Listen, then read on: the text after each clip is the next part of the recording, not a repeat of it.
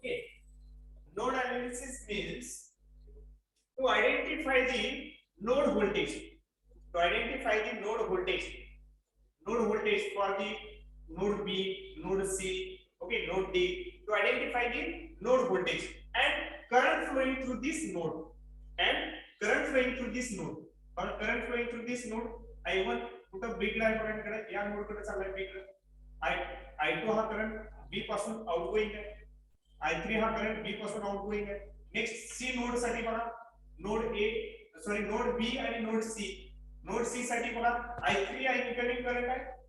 I4 आता इथला voltage drop आपल्याला फाइंड आउट करायचा आहे. Actually voltage across the node, मग नोड B आणि याच्या अक्रॉसचं व्होल्टेज काय असणार आहे? इथलं व्होल्टेज, मग इथं व्होल्टेज V1 आहे आणि इथलं काय व्होल्टेज आहे? सपोज VB करा, VB.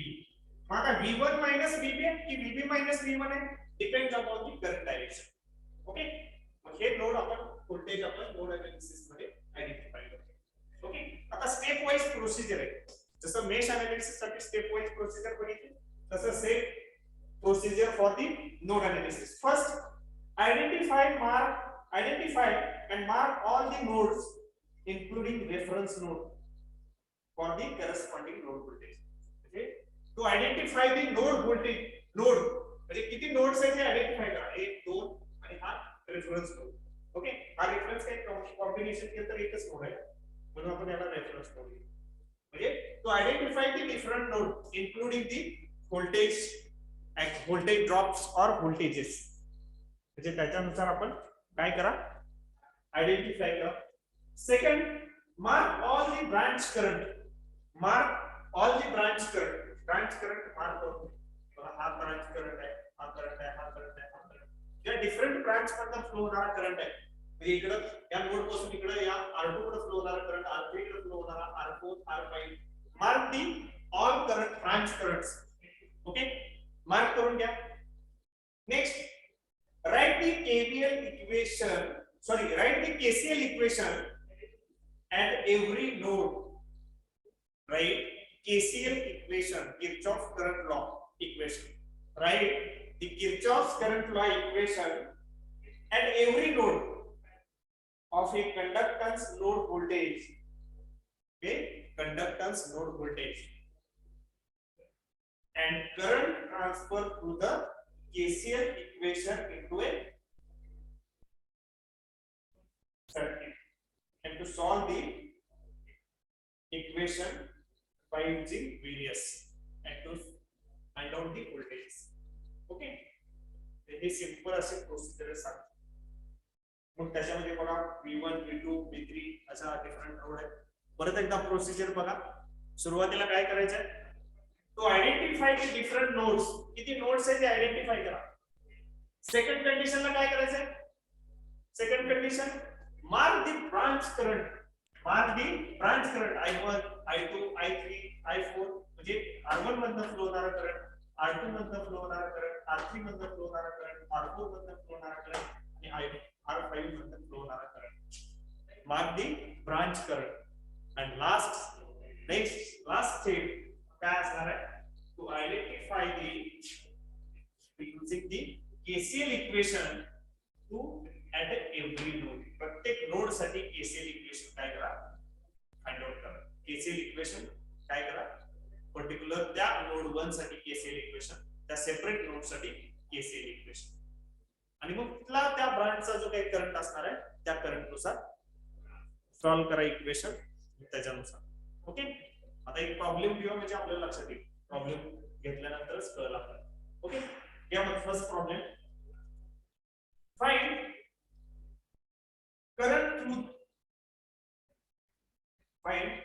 current through current flowing through find current flowing through find current flowing through find current flowing through each branch current flowing through each branch to solve nodal analysis method. To solve nodal analysis method, find current through each branch branch मधनं flow होणारा current find out करायचा. Find current flowing through each branch to solve nodal analysis method. To solve nodal analysis method. Diagram draw करा.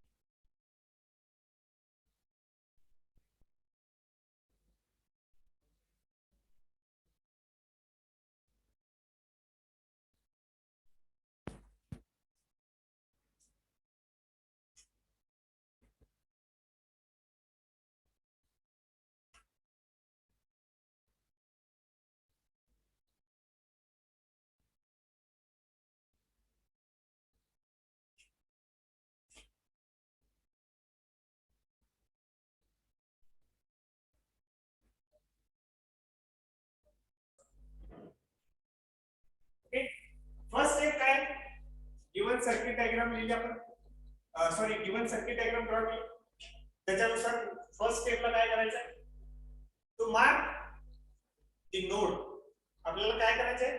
Node mark करायचे. बघा इथे ए node A mark केला बी. Okay okay ए आणि बी. ए तुमचा नोड, त्याच्यानंतर रेफरन्स हा बी नोड झाला. ए आणि B node. Next second mark the branch current. Mark the branch current. आता करंट कुठल्या डायरेक्शनने फ्लो होतोय दिले ना. इथे व्होल्टेज सोर्स आहे, इथे व्होल्टेज सोर्स आहे. कुठल्या डायरेक्शनने फ्लो होतोय? बघा पॉझिटिव्ह निगेटिव्ह कुठे आहे बघा. हे पॉझिटिव्ह इकडे निगेटिव्ह, इथे पॉझिटिव्ह इकडे निगेटिव्ह. मग करंटची डायरेक्शन कशी होणार आहे? निगेटिव्ह टू पॉझिटिव्ह इकडे जाईल.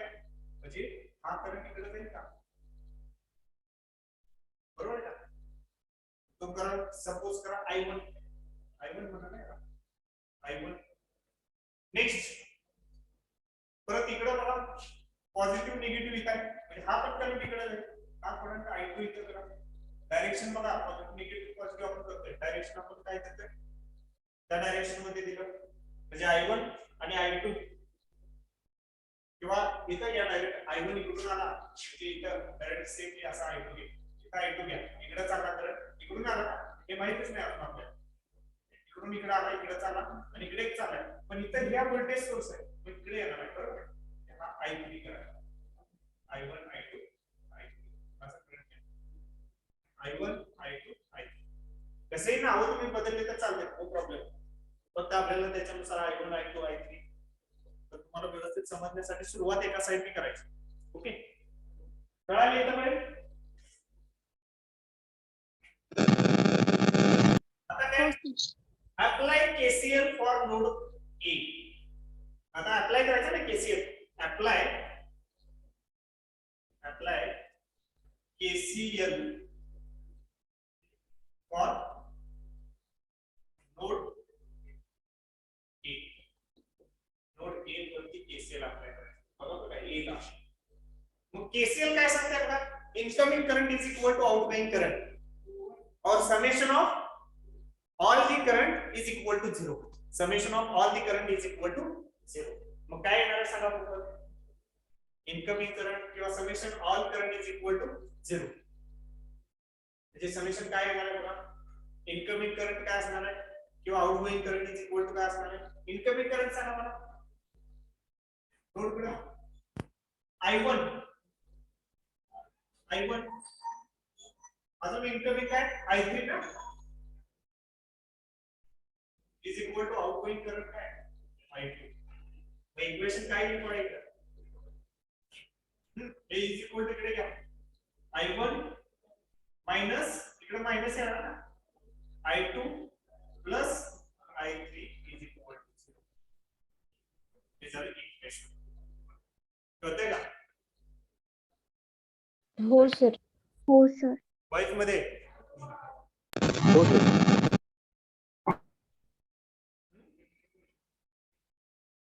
मग आता सेपरेट व्होल्टेज ड्रॉप आपल्याला फाइंड आउट करायचं. हे इक्वेशन झालं की इक्वेशन नंबर असेल या काय इक्वेशन किंवा असेल इक्वेशनच आहे. तुला स्टार्ट करा. कुठलेही एक इक्वेशन लिहू शकता. Incoming current is equal to outgoing current किंवा समेशन ऑफ ऑल सगळ्यांची ऍडिशन इज इक्वल टू 0. मग आता व्होल्टेज ड्रॉप आपल्याला फाइंड आउट करायचा. आता I1 करंट आहे बघा इथे. I1 बरोबर. मग व्होल्टेज ड्रॉप आपल्याला फाइंड आउट करायचा आहे. I इज इक्वल टू काय असतं नॉर्मली V अपॉन R असतं बरोबर आहे. V upon R V upon Z म्हणजे व्होल्टेज डिवाइड बाय त्याचा रेझिस्टन्स. मग आता I1 इज इक्वल टू आपल्याला फाइंड आउट करायचं आहे. व्होल्टेज किती असणार आहे. व्होल्टेज आता हे घ्यायचं कारण इथलं नोड व्होल्टेज पण VA असणार आहे. इथं व्होल्टेज VA म्हणून आपण त्याला VA बरोबर. कुठलं व्होल्टेज घ्यायचं 5 पण आहे. करंट तर इथून फ्लो होत आहे 5 सॉरी I1. आता व्होल्टेज आणि रेझिस्टन्स माहिती आहे 3 ओहम बरोबर आहे. इथं 3 माहिती आहे. व्होल्टेज कुठलं घ्यायचं 5 घ्यायचं का हा नोड व्होल्टेज एवढंच 5 घेऊ शकतो का I1 साठी नाही कळतंय का. मग कुठलं व्होल्टेज घ्यायचं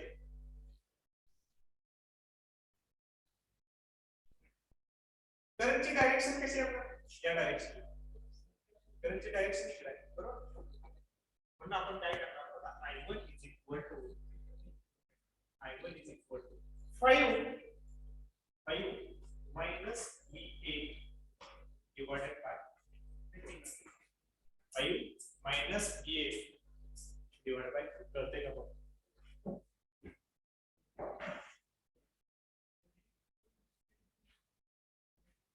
I1 is equal to 5 इथला रेफरन्स व्होल्टेज इथला व्होल्टेज मायनस VA माहित नाही VA व्होल्टेज काढायचे आपल्याला.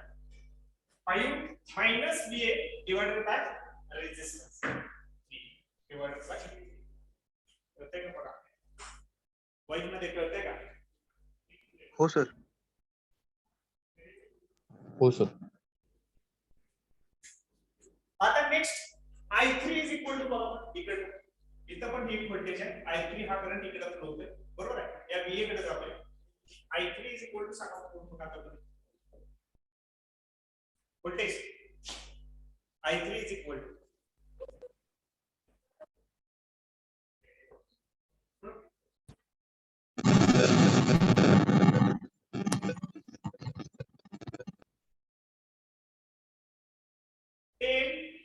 पॉझिटिव्ह निगेटिव्ह इक्वलच करंट फ्लो होतोय. डायरेक्शनल व्यवस्थित लक्षात ठेवायचं. 10 minus VA divided by 5 करू शकता का I3 is equal to हो sir. 10 minus VA divided by 5 कळतंय का. चला इक्वेशन काय तर म्हणा की इक्वेशन नंबर 2 इक्वेशन नंबर 3 आता राहिला कुठला हा राहिला I2 current I2 is equal to सांगा. आता इथे व्होल्टेज सोर्स नाही पण काय आता एकच आहे VA आणि हा एक आहे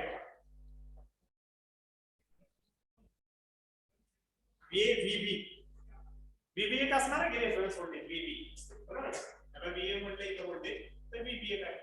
याच्या अक्रॉस व्होल्टेज आणि कसं येणार आहे व्होल्टेज कुठले येणार आहे I2 करंट इथला आहे सेकंड मधला म्हणजे I2 फक्त आपल्याला इथं पाहिजे 2 आहे बरोबर आहे.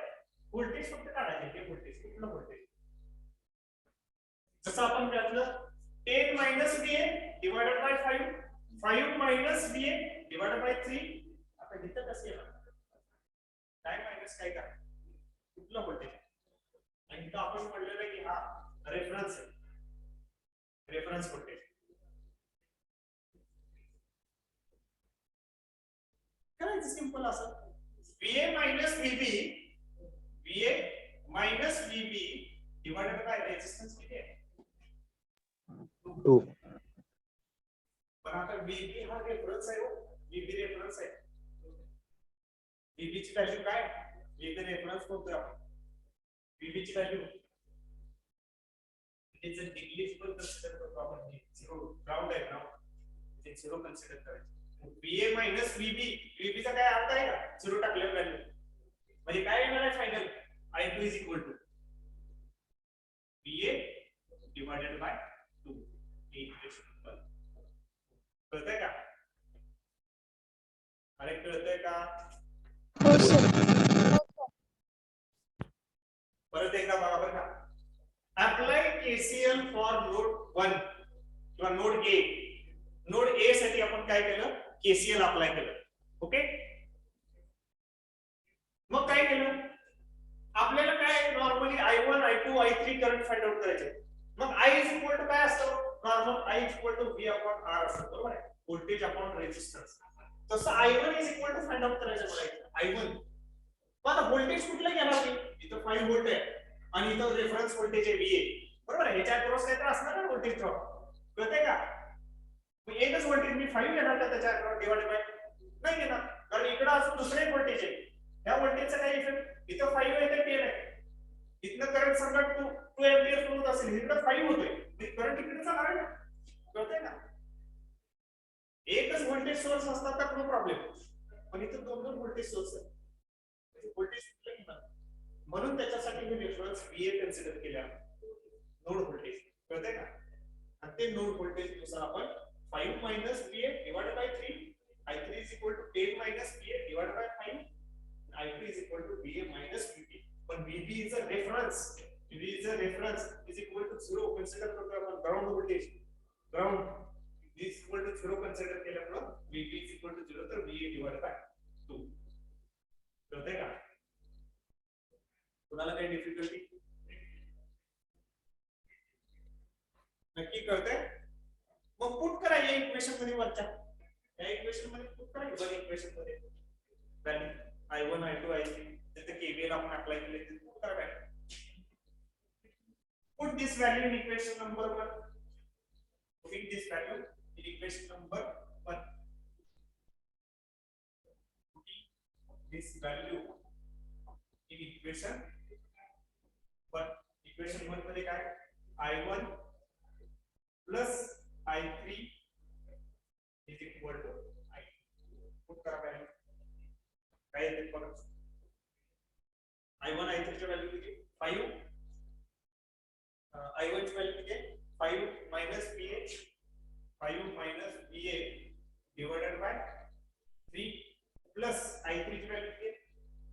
10 minus VA divided by 5 is equal to I2 ची व्हॅल्यू काय? VA divided by 2. आता सॉल्व करायचं. VA ची व्हॅल्यू आपल्याला फाइंड आउट करायची. कसं सॉल्व करायचं बघा.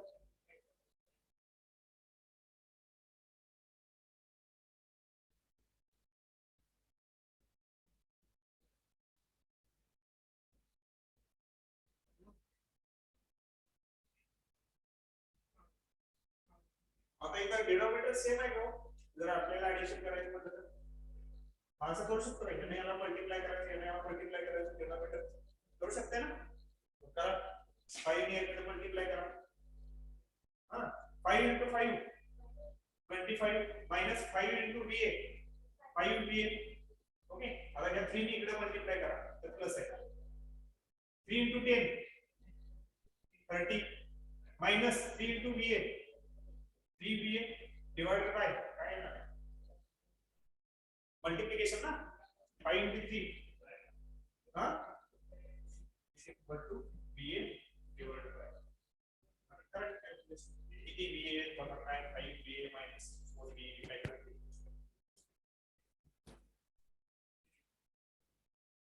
जरा सॉल्व करा मला सांगा.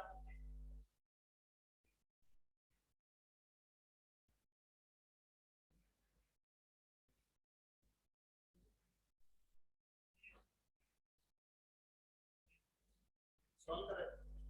हे 2 आहे ते इकडे इकडे 2 इकडे आलं तर हे डिवाइड केलं इकडे आलं मल्टिप्लिकेशन हे काय आहे 2 into 25 minus 5 VA plus 30 minus 3 VA divided by 15 is equal to VA right VA.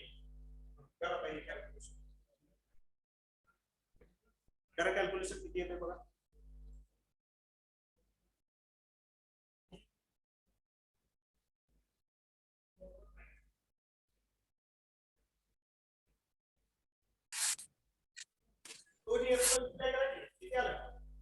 25 into 2. 50 50. minus 2 into 5.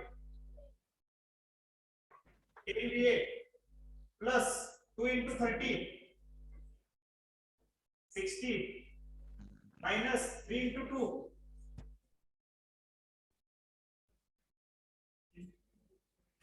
6VA. Divided by 15 is equal to B. आता करा calculation किती येते? Minus 10VA minus 6VA plus 50 plus 60. It's a 110 10. minus 10VA minus 6VA minus 16VA minus 16VA value is equal to VA. और कैसे solve करेंगे? क्या कि ये VA इकडा हे एक VA इकडा आहे इकडे क्या हे इकडा आहे इकडे क्या याच्यात इकडे प्लस आहे ना इकडे आलं तर काय minus 110 minus 16VA minus VA is equal to 0. आता हे किती झालं minus 16 and minus करा VA is equal to मला फायनल आन्सर सांगा.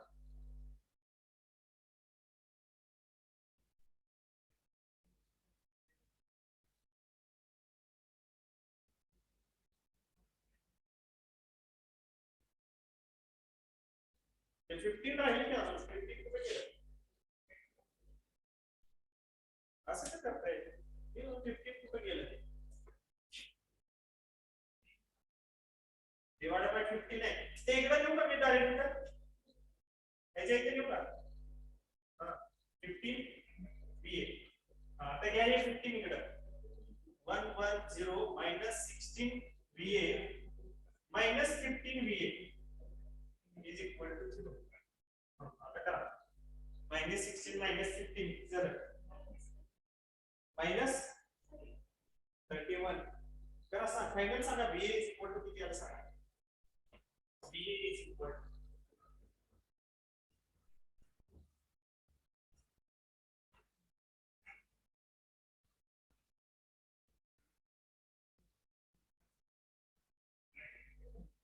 किती आलं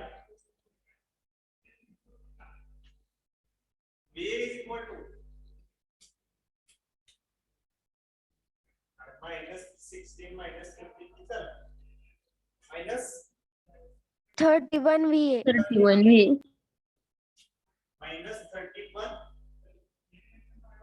VA is equal to हे प्लस आहे इकडे गेल्यावर मायनस झालं minus 110 हे प्लस हे मायनस ला मायनस कॅन्सल झालं 31 डिवाइडेड बाय करा 110 VA is equal to 110 divided by 31 and VA is equal to सांगा 3.54.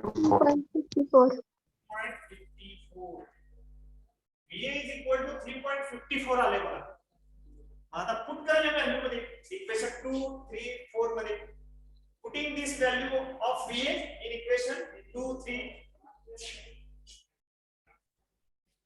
बघा व्हॅल्यू पुट करतो मी I1 is equal to सांगा बघा I1 is equal to K 5 minus VA divided by 3 तो 5 minus VA ची value किती आली 3.54 divided by 3 करा आता I1 is equal to किती आले बघा current flow into the each branch म्हणजे current flow into the first branch किती आलं 5 minus 3.54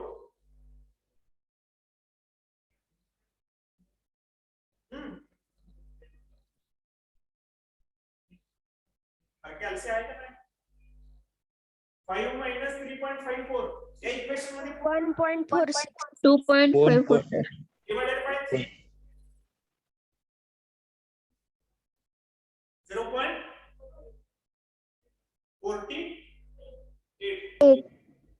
I1 करंट किती आला 0.48 ampere next I2 is equal to काय इक्वेशन होता I2 is equal to बघा VA divided by 2 VA divided by 2 VA ची value किती आहे 3.54 divided by 2 म्हणजे I2 इज इक्वल टू किती आला सांगा 1.77. 1.77. 77 एम्पियर. नेक्स्ट आणि I3 इज इक्वल टू काय होतं बघा equation I3 is equal to 10 minus VA divided by 5. मग 10 मायनस 3.54 डिवाइडेड बाय 5 म्हणजे I3 इज इक्वल टू सांगा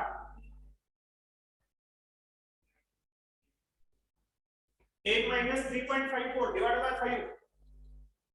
1.29. 1.29. 2. 1.29. काय क्वेश्चन विचारला होता सुरुवातीला क्वेश्चन काय वाचा बघू एकदा find the current flowing through the each branch And the current flowing through each branch to solve a nodal analysis method.